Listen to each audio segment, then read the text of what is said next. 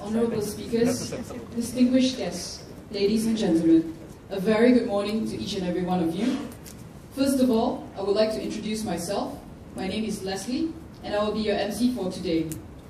On behalf of RWY and Yip, it is my honour and privilege to warmly welcome you to the RWY Sports Law Conference 2014. This year, the 2014 edition has grown larger and stronger compared to the 2013 chapter, as we have with us today speakers from near and as far as the Liverpool City and Melbourne, Australia. We are excited to bring to you a mix of international flair along with a host of Malaysian legal minds. We are obliged to our speakers for taking the time off their busy schedules to speak at this conference. Your presence as speakers is greatly appreciated, not only by us at RWY, but I'm sure also by everyone in this auditorium. Like any other conference, it is the delegates who add colour and character to the event. We thank you, each and every one of you that are here today, for your presence and support. Before we begin the conference, permit me to touch on some housekeeping matters. Just to let you know that there is Wi-Fi internet available in this auditorium. The password is capital KLRCA 123. I repeat, capital KLRCA 123. And for those of you who are social media friendly, we do encourage you to tweet with the hashtag RWYSLC or hashtag SportsLaw. Ladies and gentlemen, without further ado, it is now my pleasure to call upon Mr. RWY, partner of RWY, to present the welcoming address.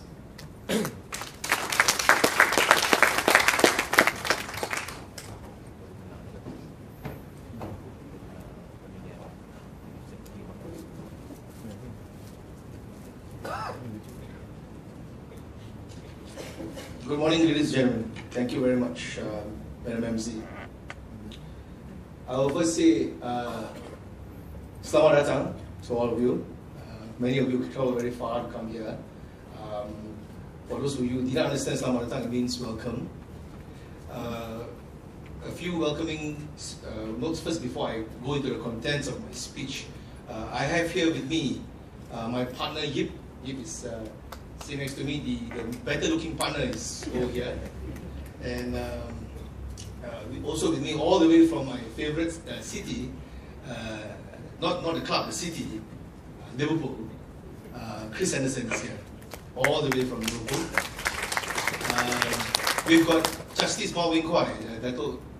Justice Marvin Kwai took off from his scheduled Court of Appeal to be here. Thank you very much, Judge. Paul Hayes is a barrister from Melbourne, flew all the way in. He will give you some insight on how sports law works, not just in Australia but in the world. I look forward to hear you, Paul. I think Paul will be giving a very good insight. We have a lot of Malaysian speakers too. Isa Aziz will be here later. He's one of the few Malaysian lawyers who has appeared at CAS. Then his views are, to me, crucial for us to learn in this fairly infant area of law in Malaysia. There's also Mr. Fong Cheng Leong coming later to speak about image rights, intellectual property, and sports law. So people like David Beckham and Tiger Woods will always look for people like Cheng Leong. If your future client is someone like Maria Sharapova or Nicole Davids, then you should try to acquire some knowledge on intellectual property in sports. And then later on, Siti Sharon from Mrs. D. Shamuddin. She's expert in tax law. And we managed to squeeze 1 hour of her time to come here and present a talk on GST. And I think this will be of most interest for the Sports Association. That session will be coming on sometime in the afternoon. And then we also have Lazarus, my friend from FAM. He's the Deputy Secretary General, Assistant Secretary General, who together with me and Ben Ibrahim, who is a Fox Sports newscaster, 3 hours will end the session today at about 3 o'clock to discuss about sports contracts.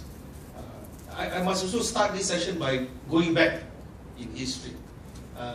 Last year when we first started this conference, we met Senator Gan Peng Siu, I think he's here. He was then Deputy Minister of Sports.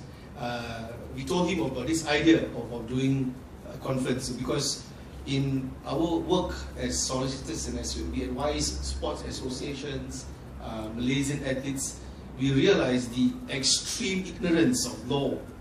And even sports association, their legal advisor is always their schoolmate, their friend, who may be good at what they do but may not understand sports law. Sports law, which I will go in later, is not just about tort and contract. There are rules and conditions pertaining to WADA, doping. It's now a massive thing. Somebody got caught for doping recently. Match fixing. Match fixing is not the traditional I pay you money and lose the match. Not just that. That is covered. But there's a new element of match fixing, which is online betting. The younger brother of a tennis player betting on his brother to lose. So how do you deal with that? That is slowly will reach Malaysia soon. So sports lawyers will be there to deal with that. Then there's this ongoing international transaction where all sports competition is going international. So if you have a Malaysian athlete with a conflict in China, which law apply? Malaysian law? Chinese law? And that's where the first session after the opening keynote address is crucial. That's where the three speakers, together with my partner, will be talking about dispute resolutions. And sports dispute resolution is unique. It's unique because it's not just for Malaysia, it goes beyond the border. So you will see that when we discuss about dispute resolution, that we will have to discuss what do you do with international law. In fact, if you go through sports law textbooks, sports law is virtually a public international law. And this is an area which, in our view, we should learn. Because as Malaysia grow into a sports power, sports law must also grow. So last year, after meeting Senator Gan, we met Datuk Shapawi, soon to be Datuk Shapawi, Sports Commissioner, and they were very supportive of the event. It was a half-day conference. It was experimental because no law firm has had a law conference before. And so him and I tried to do it. Surprisingly, it was very successful. And the feedback we got from everyone last year was, do it again. Do it again. And so, about 12 months later, here we are, doing it again. And so I welcome all of you. The sports law, if I can just set the tone for today's conference. As I said earlier, the most basic element for sports, for any, let's call it the elementary area of sports, it's always sports contract. You draft a contract for an athlete about sponsorship, appearance, playing games, you know, so if you're a footballer and you're engaged to play football, you have your own working contract. And that's the basic, you start with that. But eventually, like any other human event, there's always dispute. And that's where lawyers come in. And when there's dispute, we have mediation.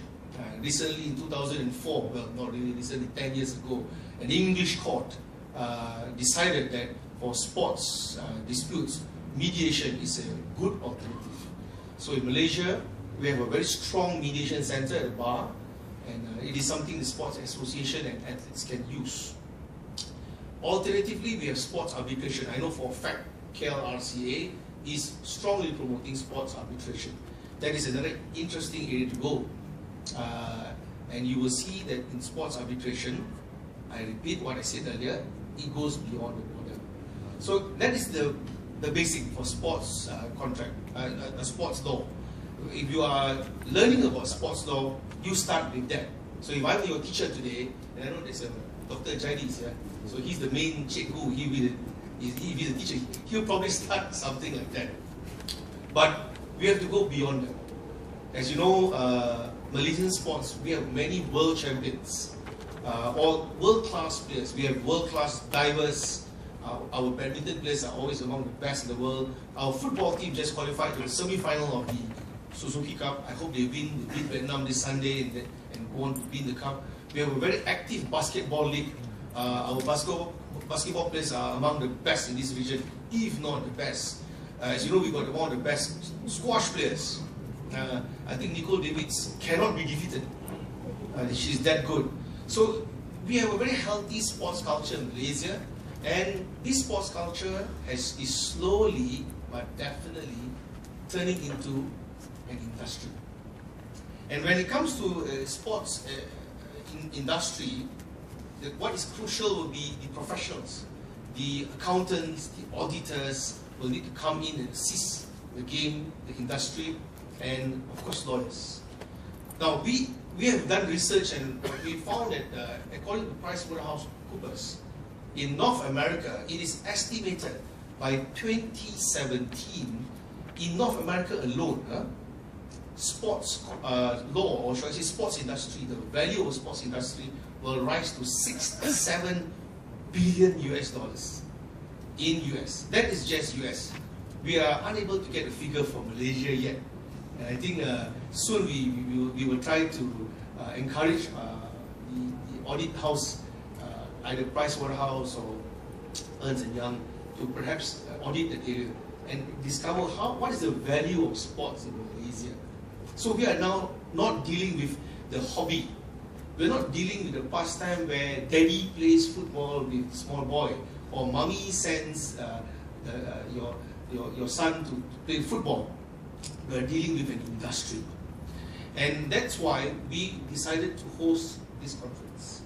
Because sports is no more just for fun. Sports is serious business. People who invest time in sports, they don't just invest sweat and tears, they invest their life. They invest their time. And when an athlete get involved in sports, it is crucial that he or she go into sports with a peace of mind, that his accounts or her accounts is sorted out, his money is sorted out, his or her legal aspects is sorted out. So this conference would like to encourage the awareness of sports law.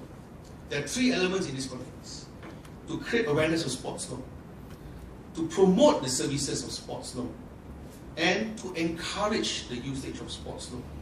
These are the three basic themes in this conference today. So next year, we are already planning our conference for next year.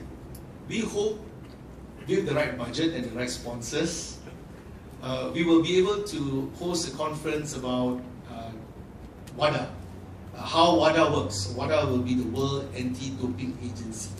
So doping is a serious issue, and the other area, of course, will be, as I said earlier, match fixing. Now, what is important is that, why do we do all this? Why do we want to get lawyers involved and try to assist the sports? Because we want things to be fair. Now, I don't think many of us realize that as young as 4 or 5 years old, if you were ever involved in any competitive game, in school, maybe you were having my time, and now you know how old I am when I say this, you were having a gussing competition in school, whose gussing is stronger and can stay up longer. We play the marble, who can throw the marble sharper, and then there's this galah panjang game in school. Right? Whenever we play games, the crucial element in the game is fairness. You want to be treated fairly. And you hear phrases like, I want it to be fair play. Now, without you realizing, as young as 4 or 5 years old, you were all already involved in law. Because sports, in my view, is where the basic element of law starts. Quality, fairness, and you are justifiably judged upon. So, to decide whether the ball crossed the line or not, that is law. To decide whether the tackle is fair or not, that is law. To decide whether the swimmer touched the wall before the other person, that decision-making process, the law comes in. So the entire element of competitive sports is about the law. And that's why, in my view, it is crucial that people understand sports law to ensure sports are better decided, better managed, and our Malaysian sports become more professional. Now, I will end this by saying a few more things, because I would like to rather hear the other speakers than me.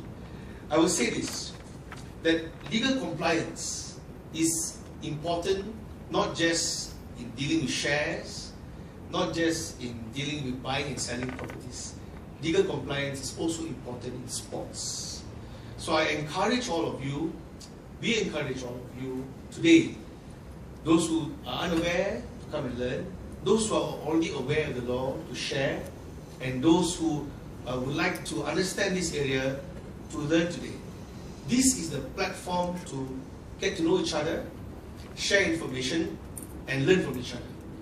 And if this event is successful again like last year, we will hope to do it one more time again next year. Now, but this year's event was a very long and tough one, because it was difficult to always outdo the first one. And so when we reached out to invite our Court of Appeal judge, we knew that it's not easy to invite the Court of Appeal judge, who is a very heavy schedule. Not easy to invite someone all the way from Liverpool City to come all the way here. So, but I must thank a few people for coming. You know, I already thanked them earlier, but I must thank the organization. Now, I think Everton Football Club, who some of you may know is the club I really support, and they were very kind enough to support this event and even send Chris over. Despite there was a match last night, and usually Chris will be sitting in his room to check and see whether, hoping that none of our players get red card, of which he will then have to put it, launch an immediate appeal. So he was here last night, so somebody else was doing his job there last night. So we stole Everton's head of legal last night. But never mind, Chris, we didn't miss much. We drew last night. We should have won last night. It was a bad game. And Paul came all the way from Melbourne, very heavy schedule in Melbourne. He has a trial next week, I understand, and yet he flew all the way in. But there are other people who were behind this event, who made this successful, and I need to mention them here. LexisNexis, one more time, from last year, very supportive of this event. Thank you very much, LexisNexis. IGM came on board. IGM, with no involvement in sports, were very kind to support us. Thank you very much to IGM. And I know some delegates here coming all the way from Penang, some coming all the way from Malacca, Ipoh, all over Malaysia flew in for this event. Thank you very much for coming all the way in.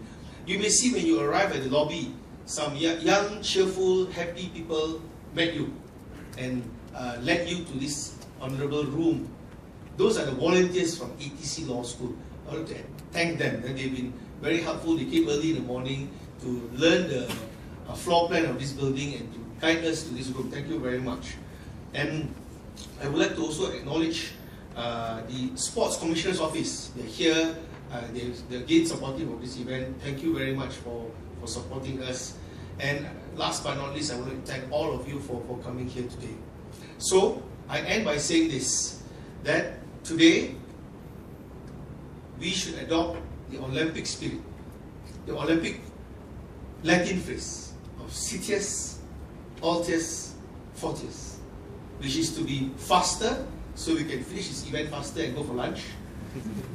The Altius, which is higher, to increase our standard, to be a higher, better sports industry, better sports law in Malaysia, and Fortius, to be stronger, to make us a stronger person, to make the industry stronger, and to make sports law stronger.